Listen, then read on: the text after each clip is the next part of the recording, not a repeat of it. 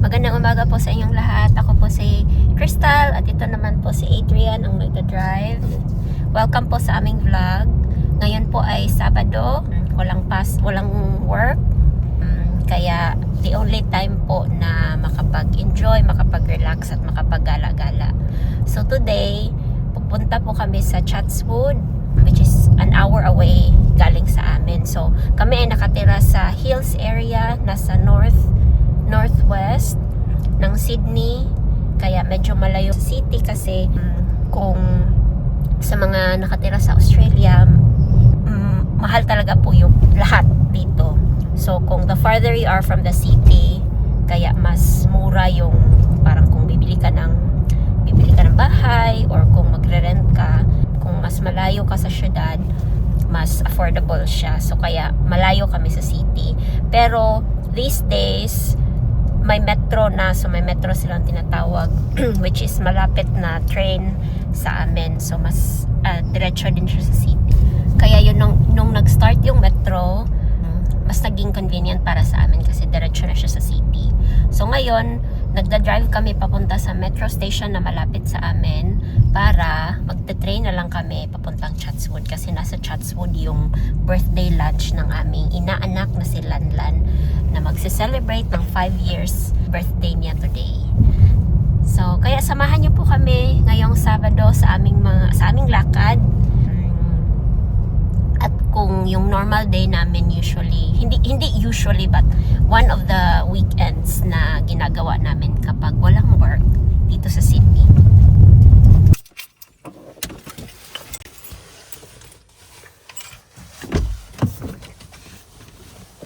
Take two.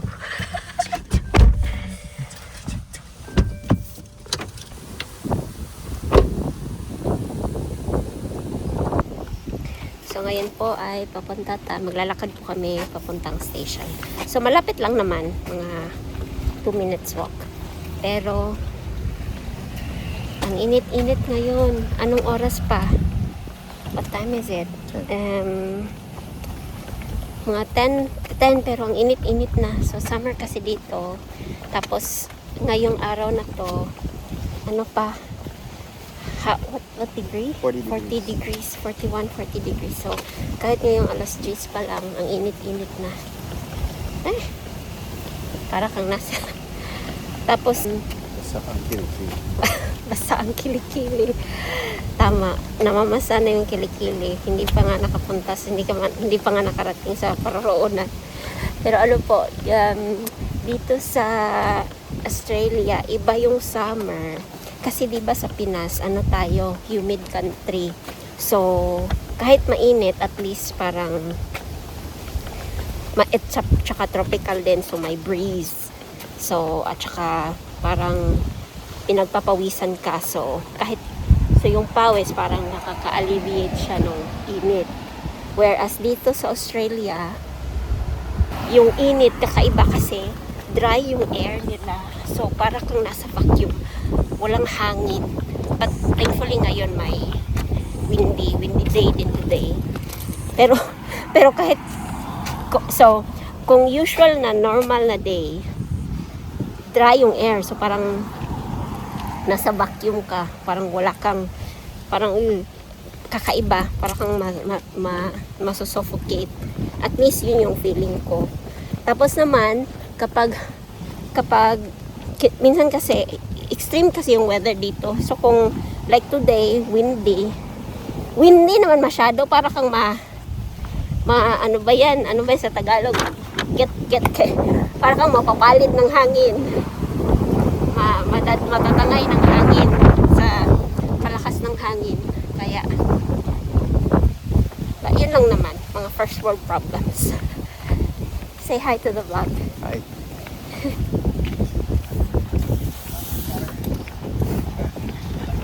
Ngayon may mga fire.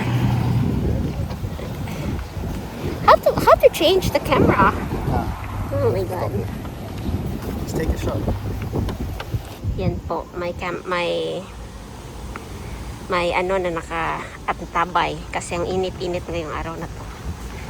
May firemen and fire trucks. Kaya in yung station. Yan. may dala kami regalo. Ayan ako, ang matatangay ka ng hangin.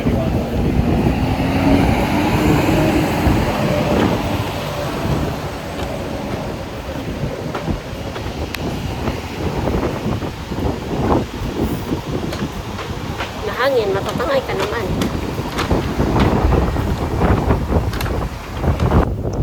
So, yan po. Ito yung station namin. Talawang station, yung pinakamalapit. Tapos, may transport card dito sa Sydney. Tawag ay Opal.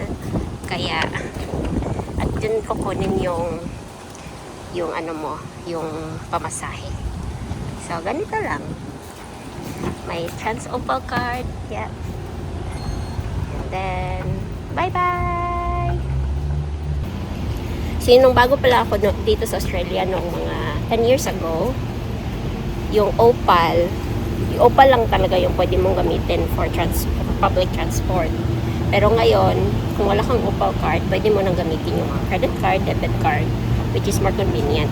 Pero para sa akin, para mas madaling matrack yung commute fares namin, mas preferred ko pa rin yung gumamit ng Opal para hindi rin mag-mix sa ibang expenses. Ngayon, papasok na kami sa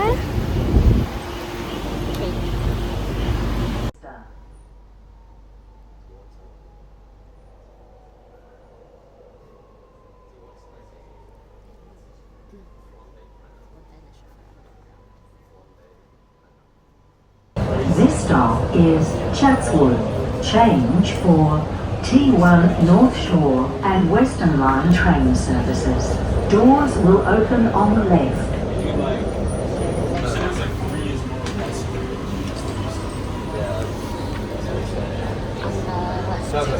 This stop is Chatswood.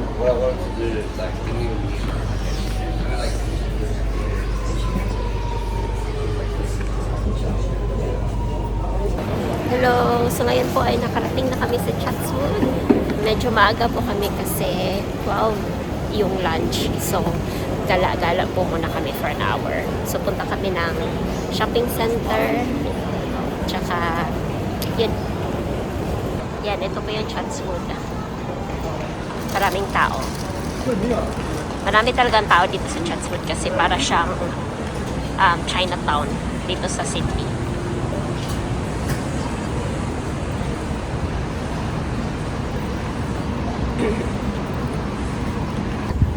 Wow, so ngayon may market pala, mga street food.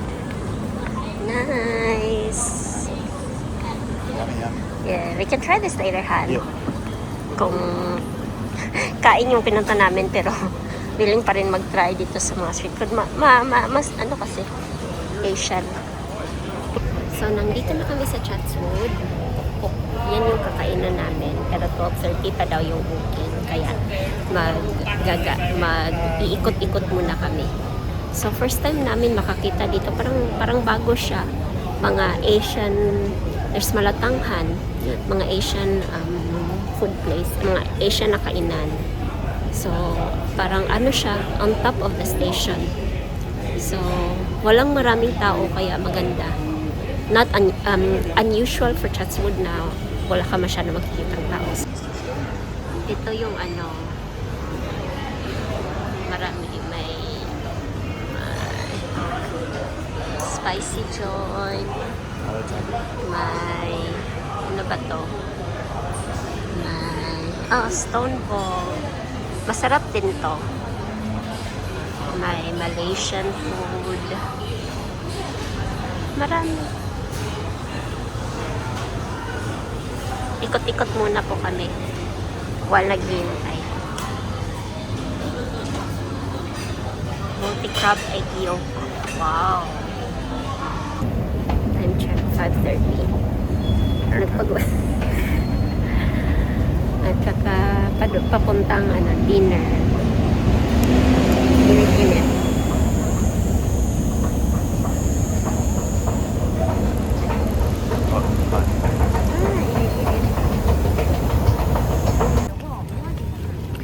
We are now going home. Ang init-init.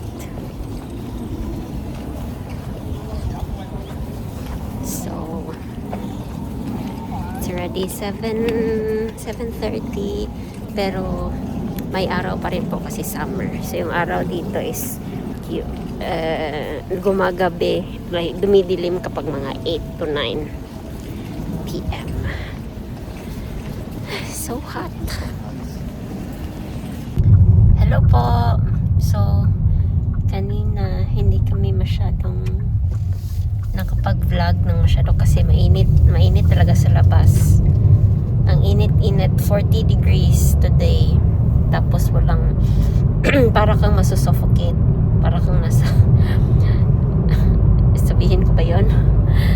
Pero ngayon pauwi na po kami, nagda-drive kami pauwi, mga 15 minutes drive lang naman. So yun lang po yung Saturday namin. Kanina hindi na rin po kami nakapag-vlog sa birthday party kasi ano naman po yun, private gathering, tapos birthday po ng bata. So hindi po muna namin vlog para po makapag-enjoy and magka-catch up din sa mga kaibigan kasi hindi rin kami nakapag-catch up after Christmas and New Year. So before Christmas and New Year po kami last nakita. So ngayon after naming mga 7:50, mag-8 na, 8 p.m. pero maliwanag pa din. So pagdating ng bahay, magsha-shower, tapos manood ng movie siguro or some anime. Kaya yun po yung karaniwang weekend namin dito. Thank you for watching. Bye-bye. Magandang umaga po sa inyong lahat.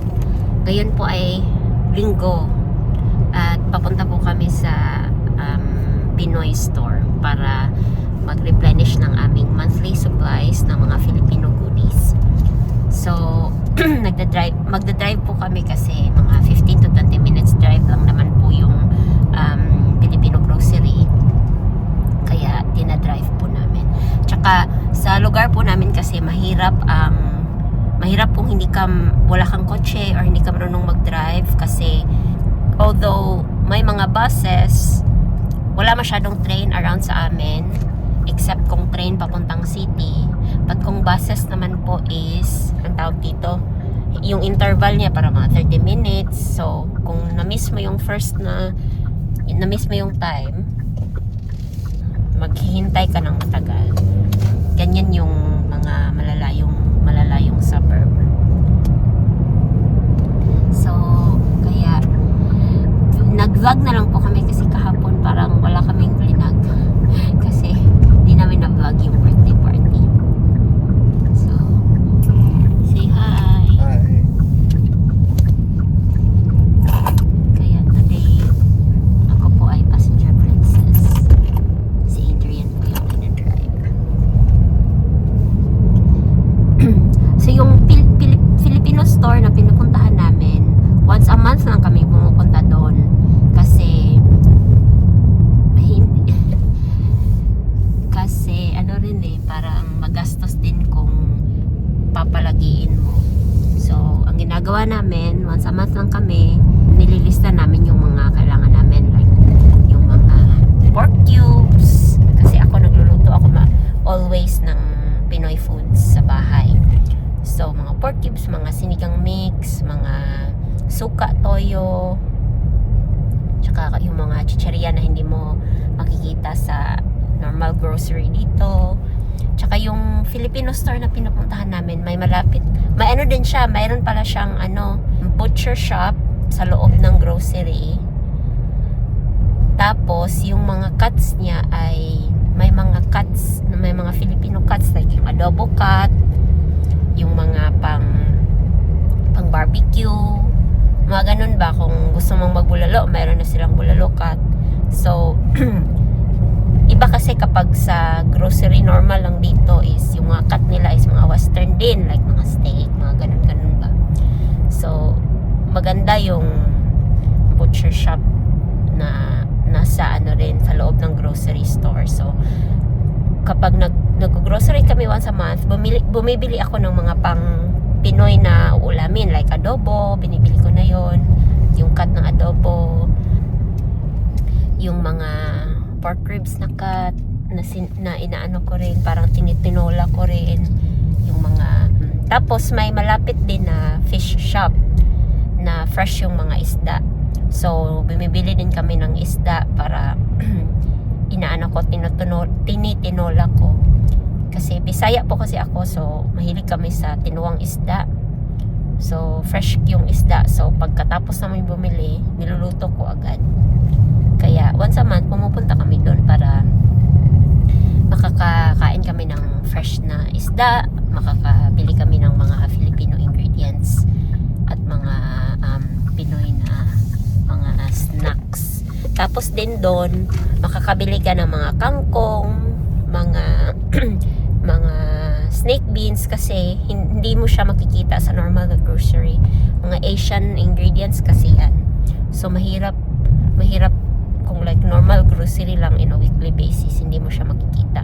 Kaya nagsastock kami, nilalagay ko sa freezer kung hindi ko siya lulutuin immediately. Okay lang din naman. Medyo nawawala. Hindi naman nawawala. May lasa pa rin kahit nilalagay ko sa freezer.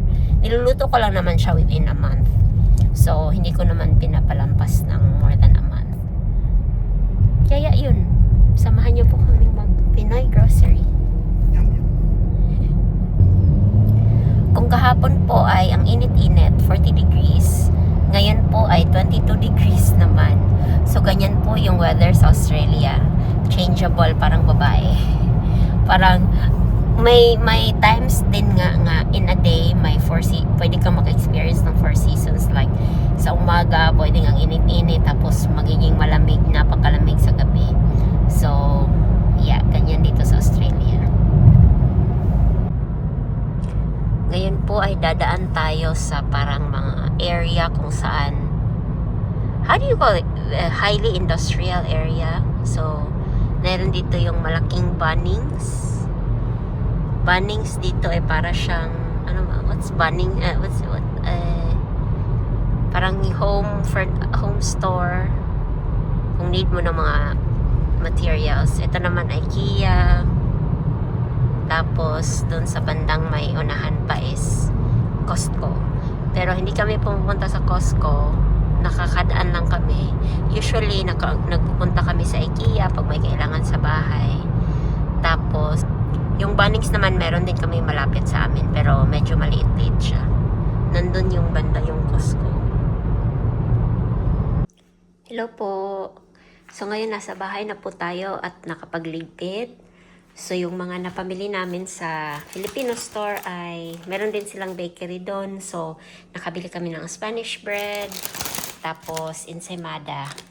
Tapos, asan na yung aking, nandito pala. Sa loob ang aking cheese bread. Tapos, nakabili rin ako ng manggang hilaw. Mamaya, kakainin ko po yan. Isasasaw ko sa bagoong. Tapos, nakapamili rin kami ng mga meat cuts. Ito pang basoy ko po. Tapos, may adobo pork tasty bone. Magdinilaga. Tapos, yung nasa likod is adobo. Tapos, nakabili rin ako ng belly. Ano ba tawag dito? Salmon belly. Gagawin ko po pang escabeche. Yun yung ginagamit ko pang escabeche. Tapos, nakabili rin kami ng bangus. Tsaka tocino, pork tocino, tsaka may hotdog din dyan. Sa mga chichirya, may chicharon, may bread pan, yung may piatos. May sweet corn, tsaka may corned beef. Tsaka nakabili rin kami ng beef loaf, CDO. Yan. So yan po, salamat po sa panonood. Isa po yan sa itong episode na to ay example po sa isa sa mga weekend namin dito sa Sydney. So, kung minsan gumagala, minsan nag-grocery, minsan naglilinis ng bahay. So, yun na naman po. Simpleng buhay dito sa Sydney. Salamat po sa panonood. Hanggang sa muli. Sana po ay kayo mag-like at mag-subscribe. Bye!